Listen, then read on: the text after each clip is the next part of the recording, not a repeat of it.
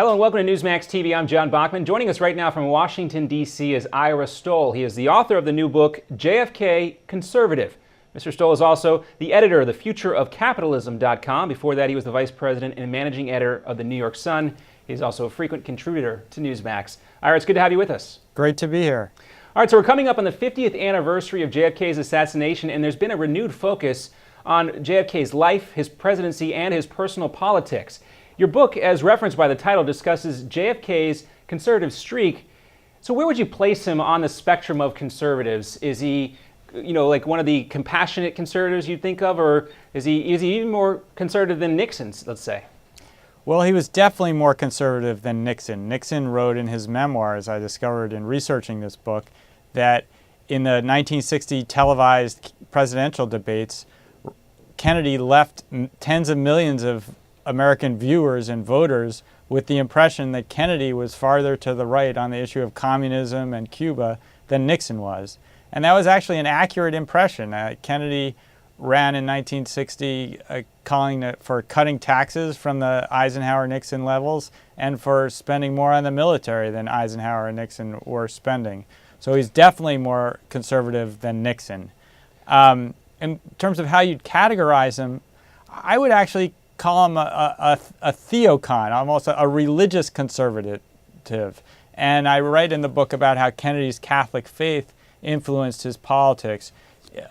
He saw America as locked in a battle against the godless, atheistic Soviet Union, and he was determined to win.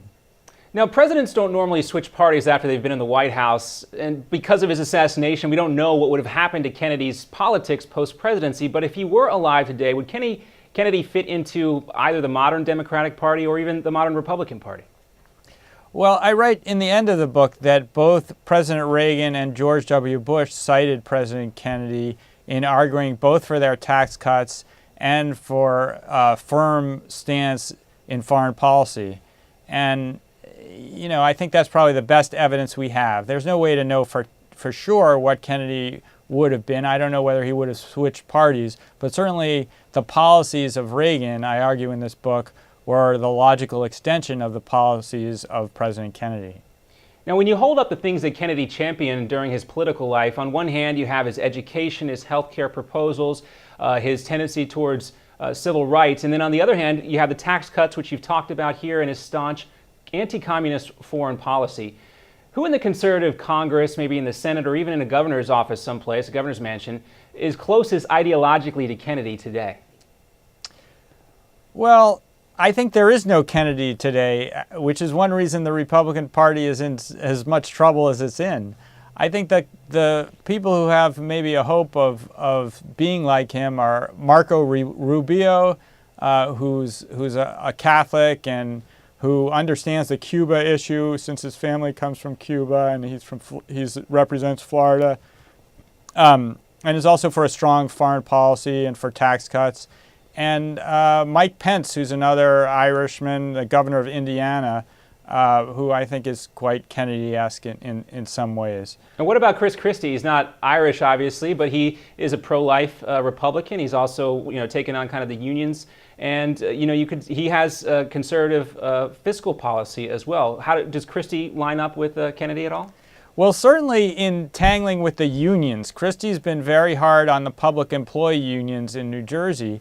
And one of the things I write about in this book, JFK Conservative, is how Kennedy really made his career in the Senate. His signature issue was labor reform. He used to go down to right-to-work states in the South and speak to the chambers of commerce about labor, the cancer of labor racketeering, and the way union leaders were extorting private businesses and corruption in the labor unions. And a piece of legislation that he passed was opposed by the AFL-CIO, the big labor federation, because it called for more transparency in labor union finances, required the union leaders to disclose their salaries. And so maybe on that level, he actually has something in common with Christie. Now, you mentioned one of the reasons the Republican Party is in kind of dire straits is because they can't find a new Jack Kennedy. So let me ask you, in the modern political era that we live in, if there was somebody who had a platform that matched up pretty much plank per plank with Kennedy, and they were a Republican, do you think they had a shot at getting the national nomination? We're talking about a Northeastern guy, a Catholic guy. Obviously, the Catholic faith works well for conservative values, but when you look at the South, it might be more difficult for that person to get a nomination. Do you think somebody with a political ideology identical to Kennedy's today could win the nomination for the GOP?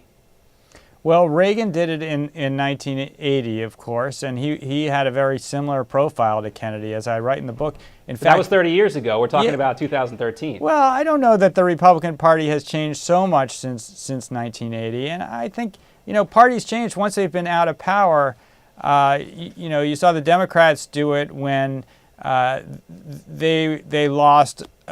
Carter lost, and they were out of power for 12 years, and then they nominated Bill Clinton, and they shifted towards the center. So I wouldn't be surprised. Kennedy, as I write in the book, was not that liberal on many issues. A tax cutting, strong foreign policy, pro-capital punishment, anti-abortion, somebody who's in favor of domestic spending restraint, someone who's for a strong dollar. All these things that John F. Kennedy was for, I think all those things would fit right in the mainstream of the Republican Party today. Yeah, when you look at what's going on in Washington, I think there's a lot to be learned from Kennedy on both sides of the aisle here, and that's why his name keeps coming up. We heard it as recently as the debates in the last year's presidential election. So, a fascinating discussion here, a fascinating topic. Ira Stoll, the new book is called JFK Conservative. Thanks so much for being with us. Thank you. And thanks for watching Newsmax TV.